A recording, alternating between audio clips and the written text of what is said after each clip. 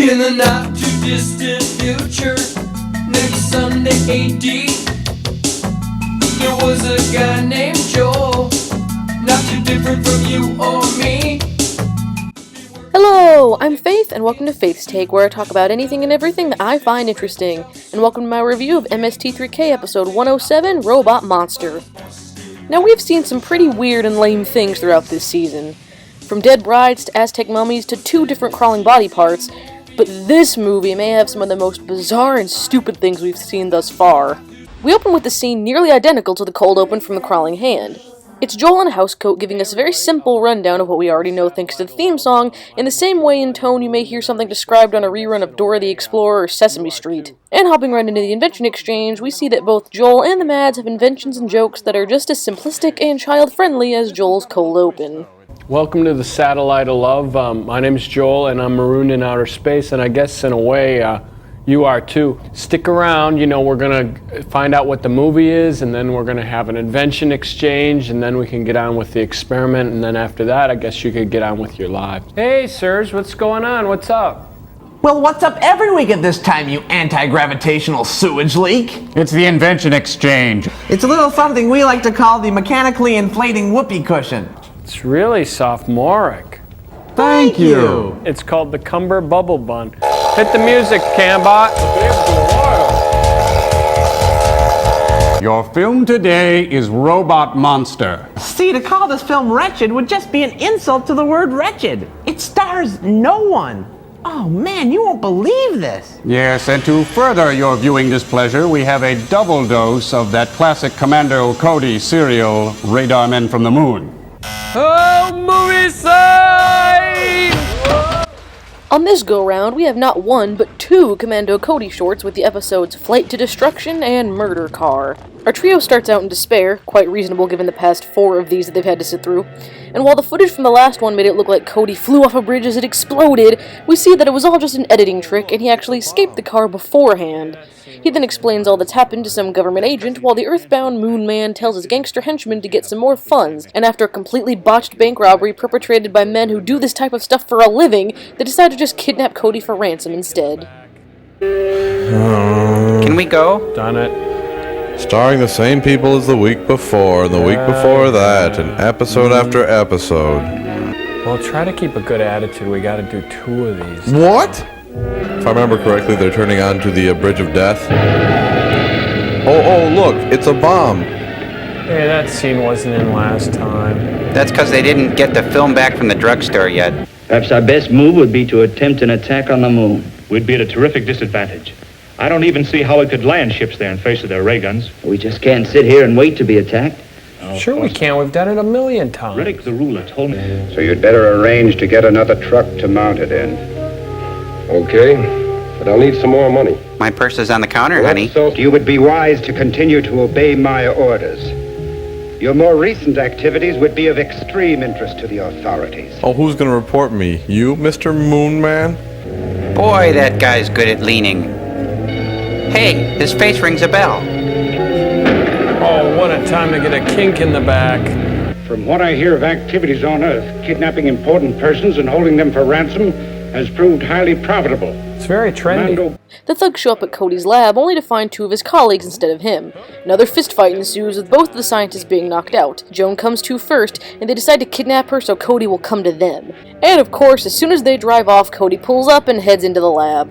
As the other scientist informs Cody of the bout, they call the police in a desperate attempt to find them. After a quick cop car montage and a sneeze from Servo, they finally see one of the gangsters with Joan in tow grab a plane, and Cody takes to the air in hot pursuit. Once the henchman knows he's losing, he jams the steering and parachutes out, leaving Cody to save Joan from a plummeting plane. But the plane crashes amongst the rocks. Gee, this couldn't possibly be the same exact editing trick that they used in the last episode, could it? Oh, not another lab fight. Oh, I hate to shoot a butt like that. What's the physics of a broken jaw, college boy? Geronimo! Now will you tell us where Cody is? In Wyoming? I don't know. Why don't we grab her and use her to trap Cody? I am grabbing her. Tonight. How many times do I have to tell them no kickball in the lab? Bless you. Whoa. Zunt. You're not supposed to do that. That stirred up my ROMs real bad. offer you some peanuts? Wow, he can fly and shoot at the same time? He must be ambidextrous. Boy, I'd give my right arm to be ambidextrous. Oh! Steering's out. Saves weight.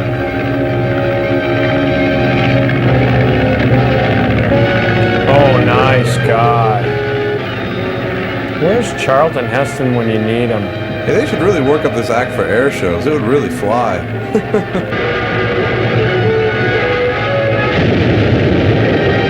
Bang.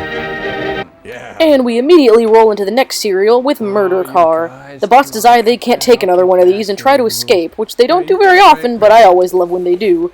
The story, of course, picks up right where we left off, and surprise, surprise, they not only escaped before the crash, but there was an extra parachute in the plane the whole time, which I guess Joan was just too stupid to find until Cody pointed it out. Once they land completely unscathed, he heads back out to find the gangster and sees him hitch a ride with a stranger. He threatens the man with a gun to keep him driving as Cody gives chase just to get clipped by the henchman's gun. Once the gangster gets back to the earthly moon base, he and the other henchmen are told that if they can't produce results, they'll be replaced. However, their lives aren't threatened, so why don't they just leave and get normal underhanded work instead of this extraterrestrial stuff? This is great. Back-to-back thrills. Yeah. Try to cope with it, you guys. You know, I think I'm gonna go cut an apple in half and watch it brown. I think I'll go with. Hey, you can't make me. You can't make me. You can't make me. You. Alright, I'll sit here. I'm hiding. Come on. Ow. Come on, get back over here. You get. Tom Servo. Stop it. Ah, crow. Get back over here. Commando Cody in his flying suit. Blah, blah, blah, blah, blah, blah, blah. I'm surrounded by idiots of my own design. Get into that parachute. Parachute? There was no parachute in the last reel. I'm beginning to think these endings are rigged. Here's Chaz wearing his Armani from the Desert Wear collection. For goons on the go. Land the flying suit, Chase. Step on it. Huh? You crazy? Don't argue. Step on it. Oh, he could have never have known he was picking up a moon goon. Poor guy.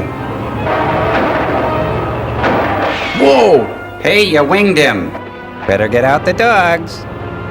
Meanwhile, back in the bowels of the earth. Must report to the moon. I think we've all reported to the moon at one time or another. We were unable to capture Commando Cody and hold him for ransom. You still have no funds. No, sir. Apply for an arts grant, quick. Gone into action. It's up to you to decide whether you can still be useful to us or... Oh, I forgot my line. The goons go off and rob a supply store, seeing as how their last robbery went so well, and of course they're immediately followed by the cops. They throw their payload out of the window into a ditch, once again proving their own incompetence. Finally, the cops shoot out one of their tires, and they careen off the road in a crash with actual consequences this time. Turns out that while one of the guys died, the one who left Joan to die was only injured, and they plan to take him for questioning to figure out the rest of the Moon Man's plans. But more of the henchmen end up duping the transport ambulance and get their man back. They split up, one man in the stolen ambulance, and the other two, including the man Cody wants, in his different car, so Cody will chase the wrong man down. Cody falls for this stupid trap, and he and his friend drive toward the speeding ambulance as the gangster tucks and rolls out of it. Instead of, oh I don't know, turning their steering wheel about 20 degrees to the right, they apparently crash into it. But we all know exactly where this is going. Well, no one's been shot yet. It's going pretty well. You're watching the All Car Chase Network. Well, it was a nice shot. I suppose he tried to do that. All right, give me a snow cone and 2 bomb pops. Start walking. That's gotta hurt. There's a car parked a few miles up the road to pick you up. Okay, let's go. Wow, now they can have all the frozen treats they ever wanted. Hey, wait a minute, there's no ice cream on these sticks. Those are tongue depressors. This is an ambulance, you idiot. Oh. I'll go back to town with you, Sam. You keep going with the ambulance until you can ditch it. If you meet Cody first, smash him. Right. Man, he should just get some counseling. He wouldn't want to smash people all the time. Smash, slug, shoot, walk. It's all the same to him. He just wasn't beat up enough as a kid. We now return you to the All Car Chase Network, already in progress. You think we'll meet them on the road? Well, if I read my script right, we should be meeting him pretty soon. There it is.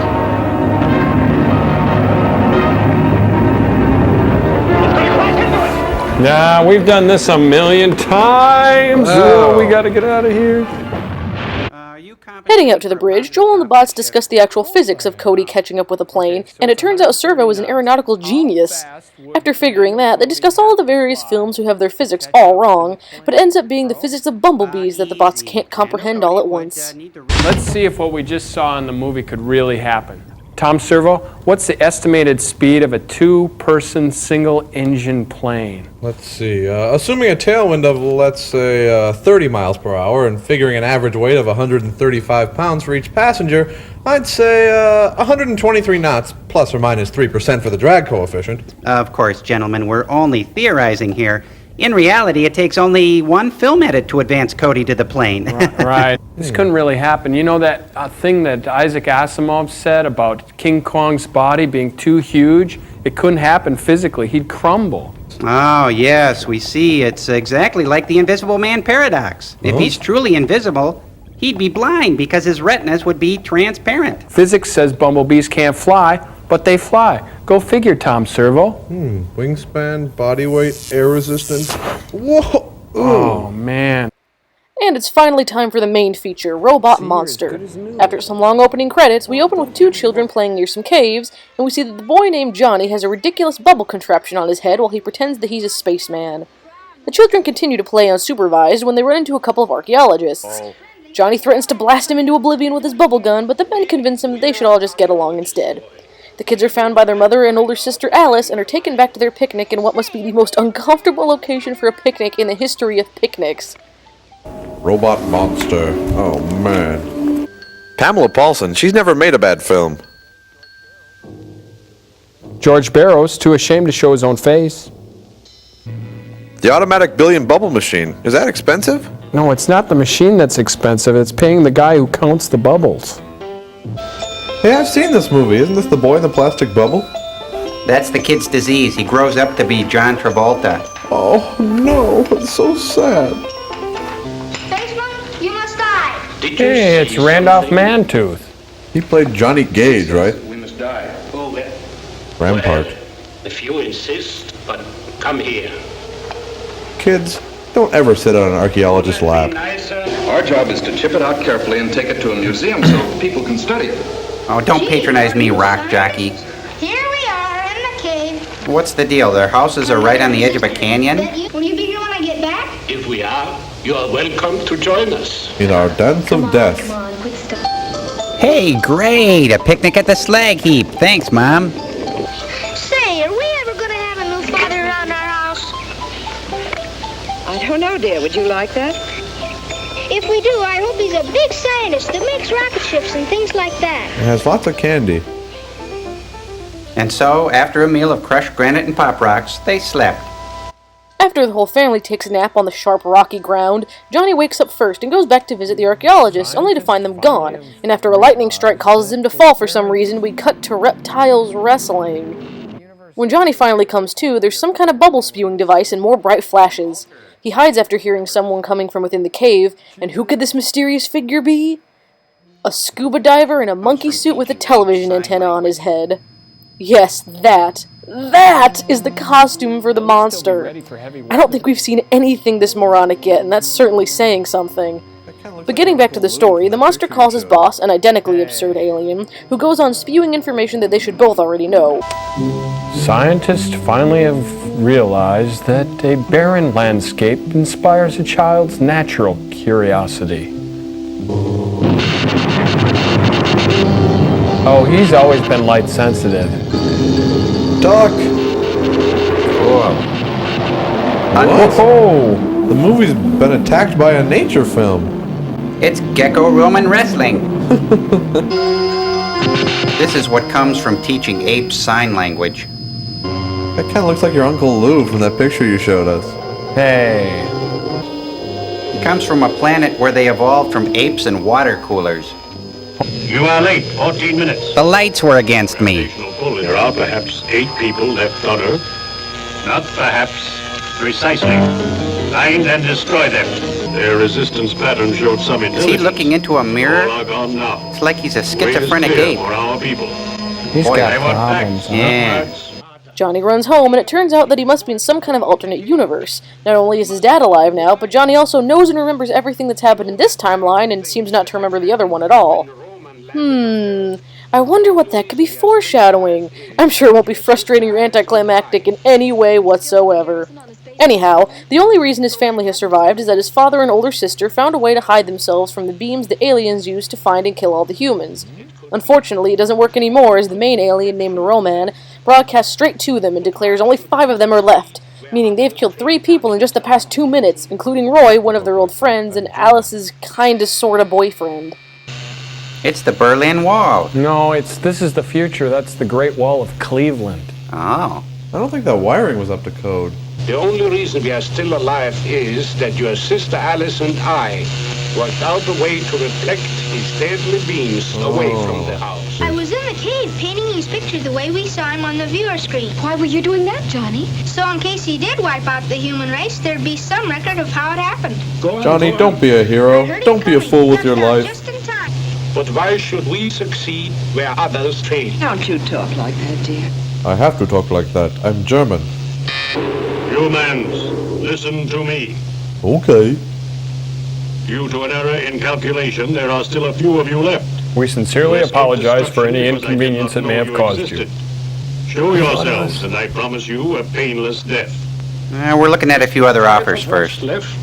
Time for the next host segment, where the bots play aliens being ordered to kill all humans like in the movie. After Crow gives Tom instructions to kill the only human on board, Joel shows up as if on cue, and upon hearing Servo's intentions, promptly beats him with a chair. I'll give it this, it's certainly one of the most interesting host segments in the series so far.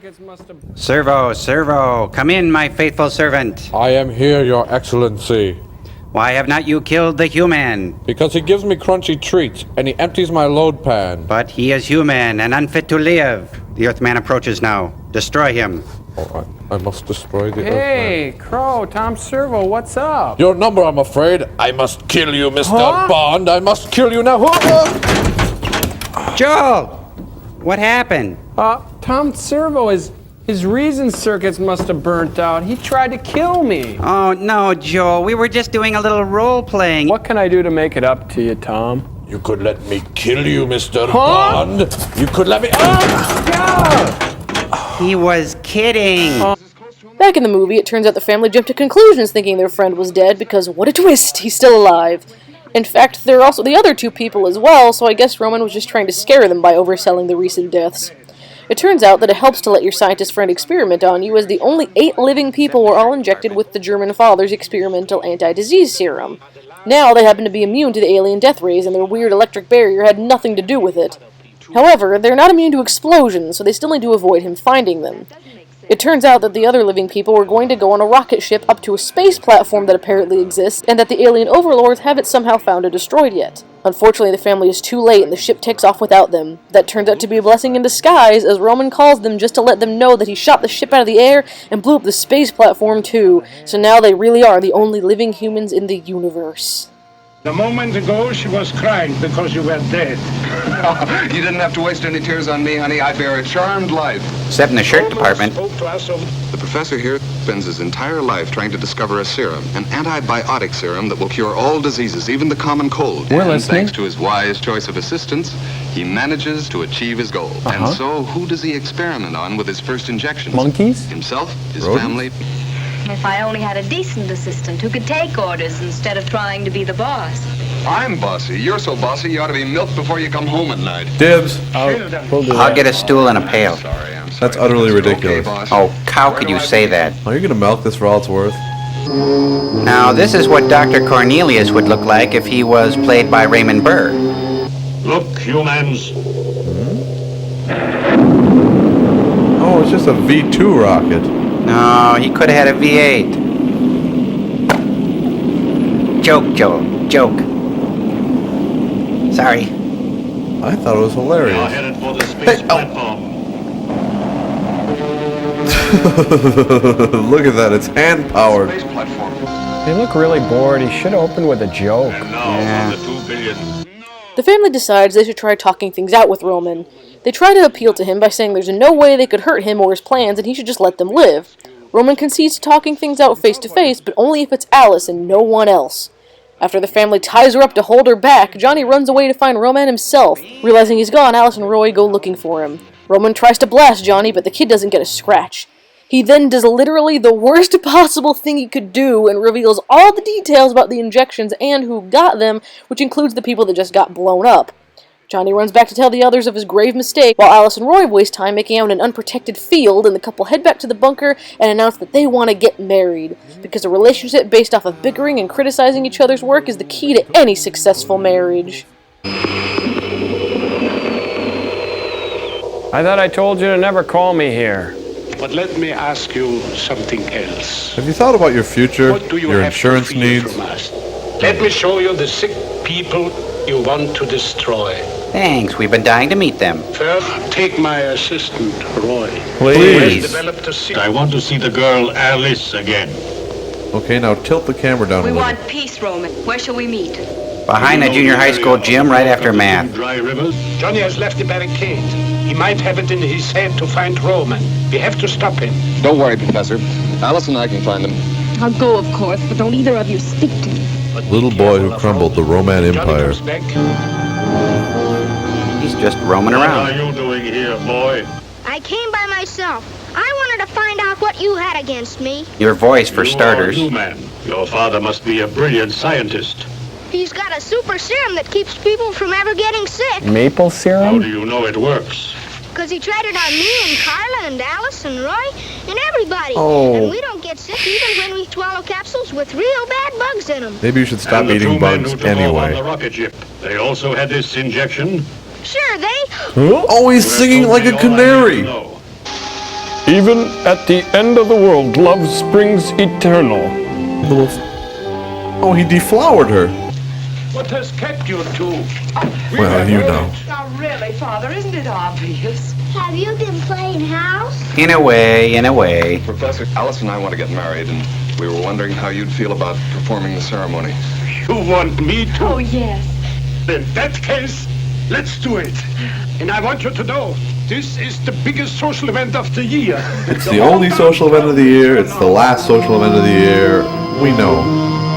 We're then treated to the shortest and most disorganized wedding ever, with nothing but a quick prayer, no vows actually exchanged, and a shirtless groom, but I guess we can't blame them given the circumstances. However, what we can blame them for is their stupidity, which leads to them leaving the bunker for their wedding night. On their way out to who knows where, little sister runs up to them to give them a wedding present since she has the most incompetent parents in the world. Instead of doing the smart thing and walking her back home themselves, they just tell her to go back all alone, and surprise of all surprises, she's instantly kidnapped by Roman. All right. Places. Smiles, everyone. Smiles. Keep it bright. Dear Lord, you know that I am not trained for this job. Acting? I want you to give a long life to Alice and Roy and a fruitful one. Considering they're the last couple on No Earth. matter how it... And now, if everyone could go to the fellowship hall for bars and punch. Where are you going on your honeymoon? Niagara Falls? Oh no, the Forbidden Zone. We're just gonna monkey around for a Tell while. the truth. I'll go get my things, and then we'll go.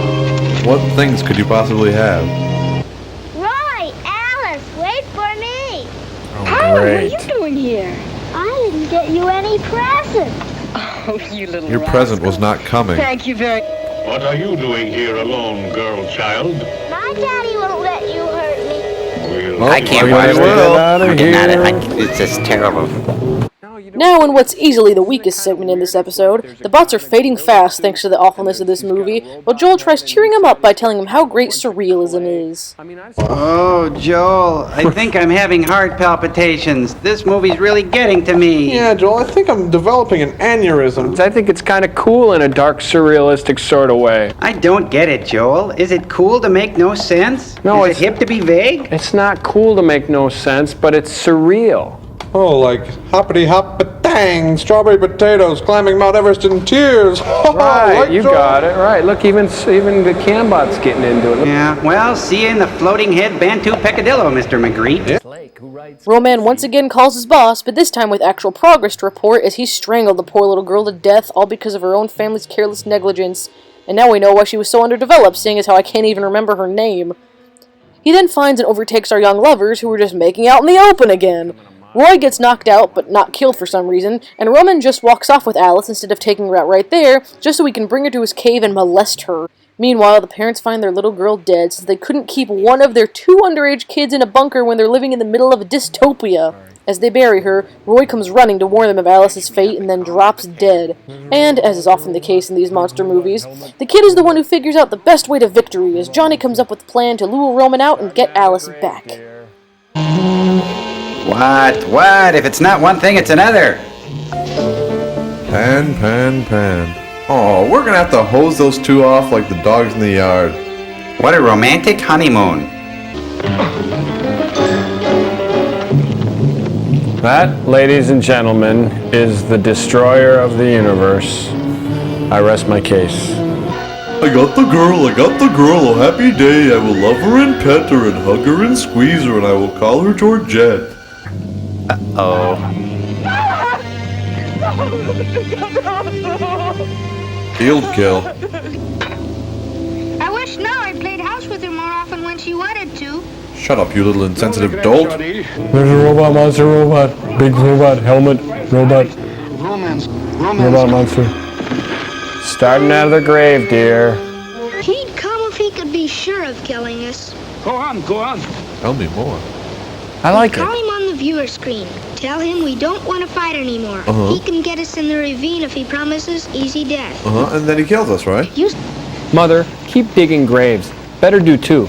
This isn't going too well. The leader calls to let Roman know that he's not happy that Alice is still alive. Then Roman, seemingly out of nowhere, but I'm guessing just because of his interspecies lust for Alice, begins to question why their people can't have any humanity. Then Johnny shows up to lure Roman out of the cave while the others rescue Alice and destroy all the alien equipment. But the leader is already called back again and somehow uses the dark side of the Force to blast Roman with lightning, and we suddenly cut back to the reptiles from earlier with a couple of other animals and claymation dinosaurs. But who could have guessed it? It was all just a dream. Yep, as if the foreshadowing hadn't already clued you in, it turns out little Johnny just dreamed the whole thing. Or did he? I guess we'll never know as the movie loops the exact same ending shot 3 freaking times. Suppose I were human. Would you treat me like a man? He's been using the view screen. Hey. Now cut that out. I don't like you alien types touching our women folk. Silence, girl. Oh, what is it now? Every time I find an Earth girl I like, I get a phone call. Roman this, Roman that.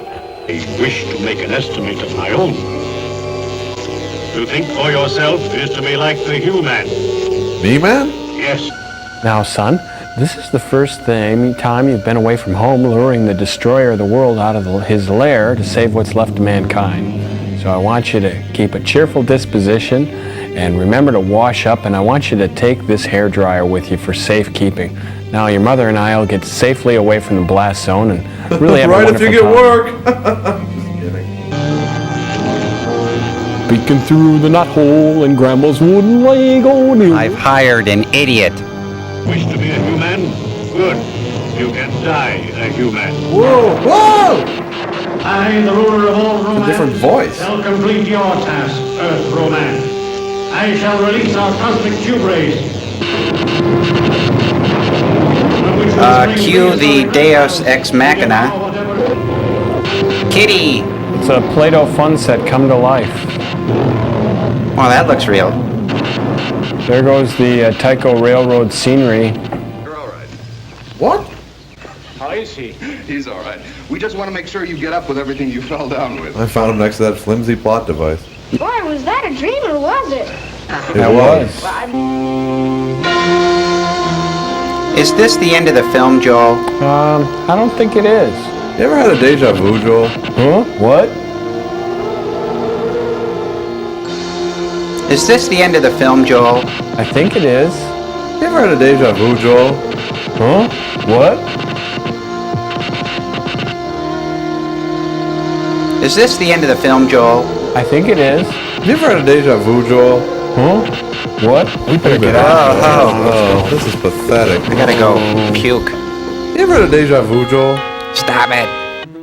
And to close us out, Joel, Tom, and Crow don garbage bags and hum a tuneless little ditty while performing what they consider a skit about the film.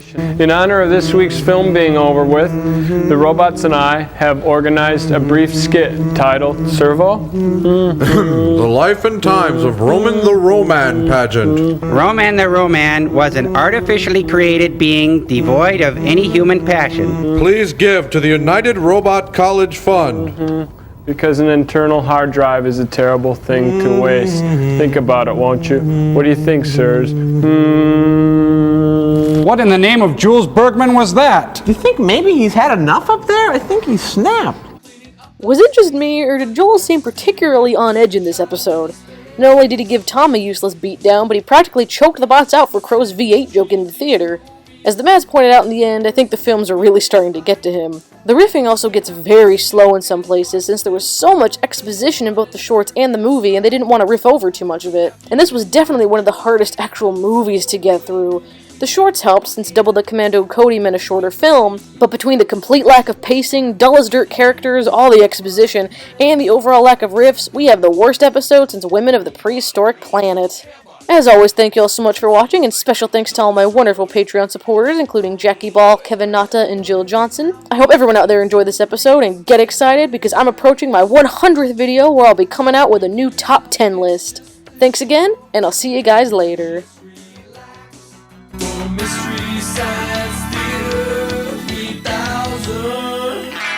Oh, very amusing.